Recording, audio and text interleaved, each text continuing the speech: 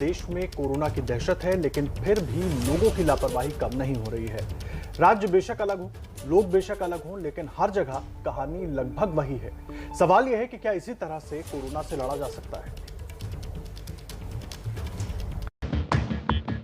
मामला नेतागिरी चमकाने का है तो भला क्या कानून और क्या कोरोना। तस्वीरें यूपी के सहारनपुर की हैं, जहां कांग्रेस छोड़ने वाले इमरान मसूद लखनऊ के लिए रवाना हुए, लेकिन पूरे लाव लश्कर के साथ। भीड़ के बिना नेता की पहचान ही क्या है? फिर भले ही कुछ भी नियम टूटे।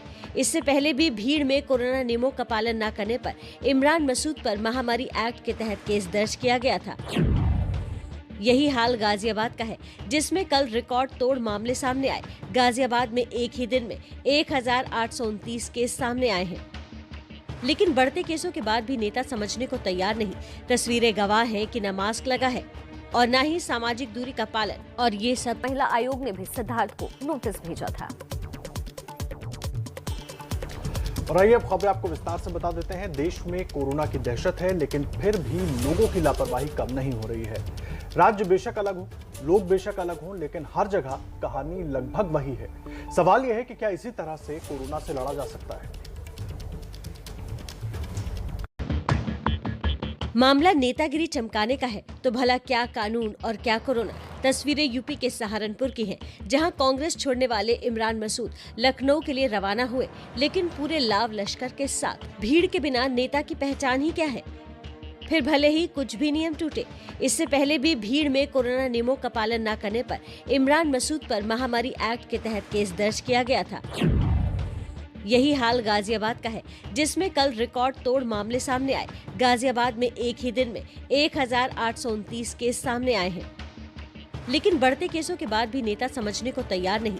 तस्वीरें गवाह हैं कि न मास्क लगा है और न ही सामाजिक दूरी का पालन, और ये सब चुनाव आचार संहिता तोड़कर। इस तस्वीर के सामने आने के बाद लोनी में यासीन मलिक समेत कांग्रेस नेताओं पर आचार संहिता के उल्लंघन का मामला दर्ज हुआ।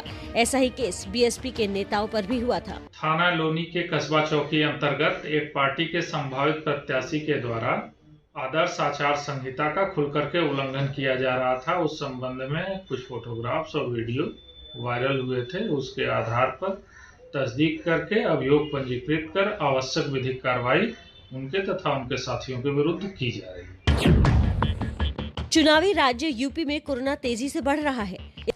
उसमें जो रिजल्ट आया उसके अनुसार ये सभी 27 कैदी पॉजिटिव पाए गए हैं।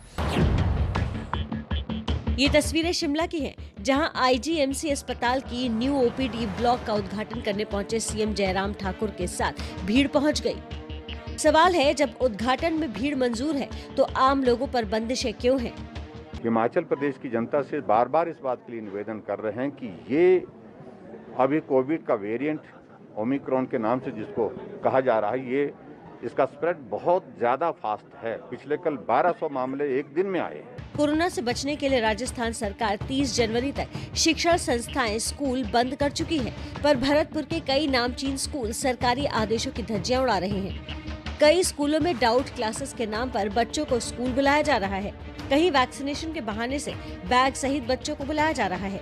सवाल यही है, नियम बने हैं इसलिए ताकि कोरोना का प्रसार रुके और लोग सुरक्षित रहें, लेकिन ना तो नेता समझ रहे हैं और ना ही लोग। ऐसे में भला कोरोना की रफ्तार रुकेगी कैसे?